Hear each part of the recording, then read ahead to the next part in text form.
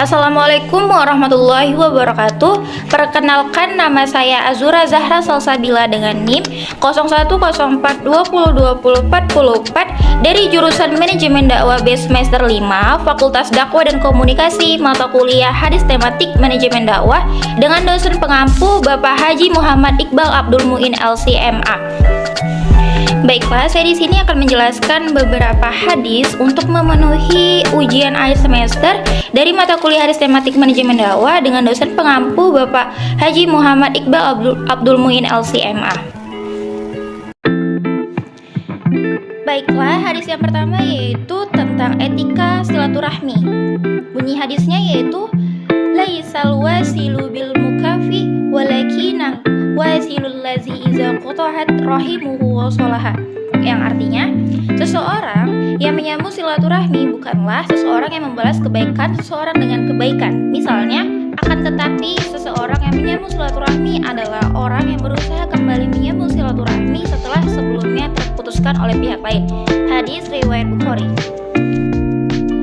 Dari hadis tersebut menjelaskan bahwasanya Islam selalu mengajarkan kepada umatnya untuk selalu berbuat baik dan menjalin tali silaturahmi, baik itu kepada keluarga sendiri, sahabat, atau teman, bahkan ke sesama umat Islam pun kita harus berbuat baik agar hubungan tali silaturahmi kita bisa terjalin dengan baik. Dengan kita menjalankan tali silaturahmi kepada siapapun, insya Allah kita akan lebih dekat dengan Allah, diberikan umur yang berkah. Dan jangan lupa, ketika kita bersilaturahmi, gunakan etika-etika Islam yang baik agar seseorang senang dengan kita. Jadi, ada beberapa keutamaan kita menjalin silaturahmi. Yang pertama, dipanjangkan umurnya dan diluaskan rezekinya. Yang kedua, terhubung dengan Allah, maksudnya kita lebih dekat dengan Allah. Yang ketiga, penyebab masuk surga dan dijauhi dari neraka. Dan yang terakhir, bentuk ketaatan kita kepada Allah. Hadis yang kedua yaitu etika bertetangga. Hadisnya berbunyi, la yu'minu ahadukum hatta yuhibbu la akhihi ma yuhibbu li nafsi, yang artinya tidaklah salah seorang di antara kalian beriman sehingga ia mencintai saudaranya seperti mencintai dirinya sendiri. Hadis riwayat Al-Bukhari dan Muslim. Jadi, berbuat baik terhadap tetangga adalah bukti keimanan kita kepada Allah. Dan tidak akan sempurna keimanan seseorang sebelum ia mencintai tetangganya sebagaimana engkau mencintai dirimu sendiri. Engkau menginginkan kebaikan bagi mereka sebagaimana engkau menginginkan kebaikan dari dirimu sendiri. Merasa bahagia ketika mereka merasa bahagia, dan merasa sedih ketika mereka merasa sedih. Seseorang yang berusaha untuk menolong kebutuhan orang lain bukannya rugi, bahkan ia akan mendapatkan berkah yang bertambah dan akan dicukupi oleh Allah segala kebutuhannya, sebagaimana yang telah dijelaskan oleh Rasulullah SAW yang berbunyi, siapa yang bekerja untuk memenuhi kebutuhan saudaranya, pasti Allah akan mencukupi kehidupannya. Selanjutnya yang ketiga yaitu etika berpolitik. Hadisnya berbunyi, kullakum ra'i wa kullakum mastulu an ra'iyatihil imamu rawi wa mas'ulu an ra'i bihi wa rujulu ra'in fihi ahlihi wa huwa mas'ula an iyatihi wal mar'atu ra'idu fi baiti zawjihi wa musluha an ra'ita wal khabiru ra'i fi mali sayyidi wa mastulaan ra'iyati, yang artinya hadis Ibnu Umar radhiyallahu diriwayatkan kepada Nabi Muhammad SAW berkata, baginda telah bersabda, kamu semua adalah seorang pemimpin dan kamu semua akan bertanggung jawab terhadap apa yang kamu pimpin. Seseorang pemerintah adalah pemimpin manusia dan dia akan bertanggung jawab kepada rakyatnya. Seorang suami adalah pemimpin bagi ahli keluarganya dan dia akan bertanggung jawab terhadap mereka. Manakah seorang istri adalah pemimpin rumah tangga, suami dan anak-anaknya, dan dia bertanggung jawab terhadap mereka. Seorang hamba adalah penjaga harta tuannya dan dia akan bertanggung jawab terhadap jagaannya. Ingatlah, kamu semua adalah seorang pemimpin dan akan bertanggung jawab terhadap apa yang kamu pimpin. Rasulullah menjadi sosok yang sangat representatif untuk soal kejujuran dan sikap amanah bahkan sebelum beliau sebagai nabi. Politik haruslah dilandasi kejujuran, baik itu dari diri sendiri dan pada orang lain. Kejujuran juga harus mengiringi seluruh aktivitas politik, mulai dari pemilihan dan sebagainya. Etika politik adalah politik yang didasari pada nilai-nilai moral dengan fungsi utamanya sebagai petunjuk bagi umat. Al-Quran tentunya memberikan rambu-rambu bagaimana politik itu dijalankan. Di antara rambu-rambu itu adalah bahwa politik harus berlandaskan kepada nilai kejujuran dan keadilan, tidak merendahkan orang lain, menjunjung tinggi perdamaian dan kemaslahatan orang banyak, menghargai perbedaan, menghargai hak asasi termasuk hak politik setiap orang, serta dibangun di atas nilai ketaatan selama tidak bertentangan dengan tuntutan agama. Jadi etika politik harus dibangun dan dipahami bersama bila kita ingin menciptakan situasi politik yang tenang, damai, dan fokus pada tujuan. Di antara cara yang bisa ditempuh untuk menumbuhkannya adalah menjadikan nilai-nilai agama sebagai akhlak atau perilaku sehari-hari, memahami kekuasaan sebagaimana amanah sehingga timbul kontrol untuk tidak melakukan hal-hal yang negatif. Kebiasaan tabayur atau informasi yang diperoleh, komunikasi yang baik dan keterbukaan untuk meningkatkan rasa kepercayaan serta menumbuhkan rasa nasionalisme di mana kepentingan bangsa dan negara di atas kepentingan pribadi dan golongan. Hadis yang keempat yaitu etika menerima tamu. Hadisnya berbunyi, atatul buyuta min abwabiha walakinna tuha min jawanabiha fastadzinu fa in adna lakum fadkhulu wa ila farajihu. Yang artinya, janganlah kalian mendatangi rumah orang dari depan pintunya, tapi datanglah dari samping-samping. Lantas izin, jika kalian diberi izin masuklah, namun jika tidak pulanglah. Hadis riwayat Tabrani. Dari hadis tersebut tentang memuliakan tamu dan tetangga dari hadis riwayat Tabrani. Nabi selalu menjelaskan atau Nabi selalu berpesan setiap tamu harus memiliki etika ketika mengunjungi seseorang, di mana seseorang tamu memang dilarang untuk menghadap langsung di depan pintu rumah. Kenapa? Karena sangat dikhawatirkan pihak tamu akan memandang seluruh isi rumah. Bisa saja pihak tuan rumah sedang berpakaian yang kurang sopan ataupun harus mempersiapkan diri untuk menyambut tamu. Kemudian etika yang kedua adalah meminta izin dengan cara mengetuk pintu rumah atau memencet bel yang ada.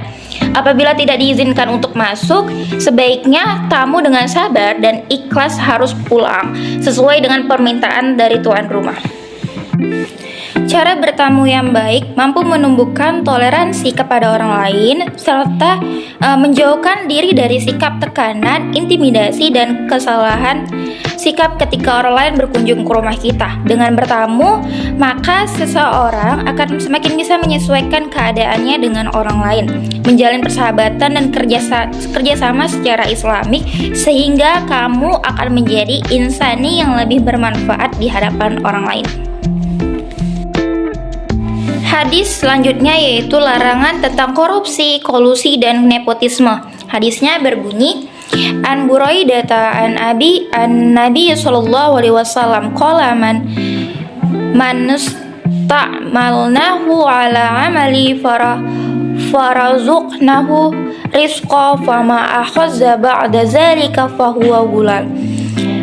Yang artinya diriwayatkan dari Abdullah ibnu Buraidah dari ayahnya Nabi Muhammad SAW bersabda, barang siapa yang telah kami angkat sebagai pegawai dalam satu jabatan, kemudian kami berikan gaji, maka sesuatu diterima di luar gaji itu adalah korupsi.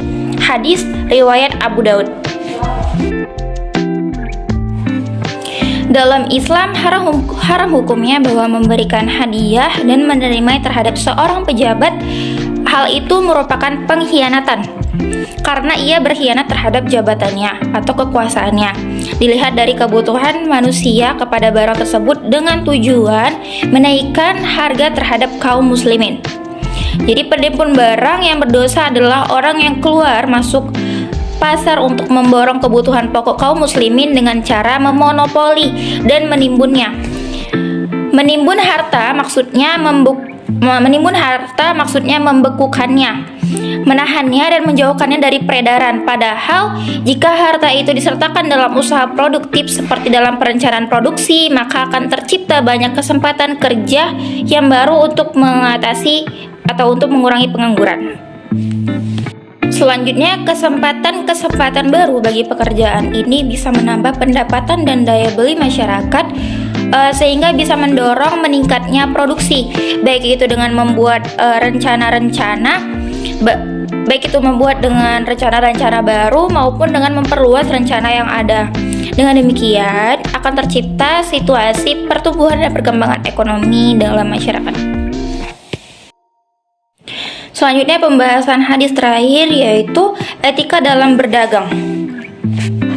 Hadisnya berbunyi, al-baihani bil khiyari malam yatafarraqa fa in sadaqa wa baina burika lahuma fi baihihima in kazaba wa katama muhiqat barakatuh baihiha, yang artinya orang yang bertransaksi jual beli masing-masing memiliki hak khiyar atau membatalkan atau melanjutkan transaksinya selama keduanya belum berpisah.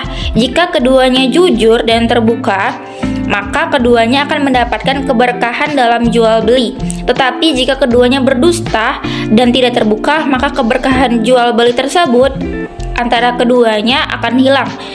Hadis riwayat muttafaqun alaihi. Jadi ada 4 etika berbisnis dalam Islam. Yang pertama, jujur.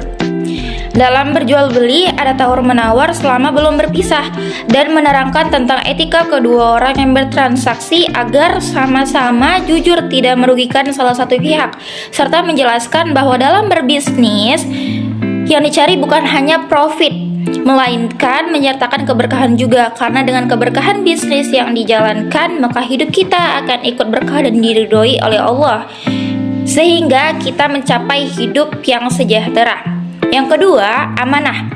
Dari Abdullah bin Umar radhiyallahu anhu bahwa Rasulullah SAW bersabda, seorang pedagang muslim yang jujur dan amanah terpercaya akan dikumpulkan bersama para nabi, orang-orang sidik dan orang-orang yang mati syahid pada hari kiamat nanti.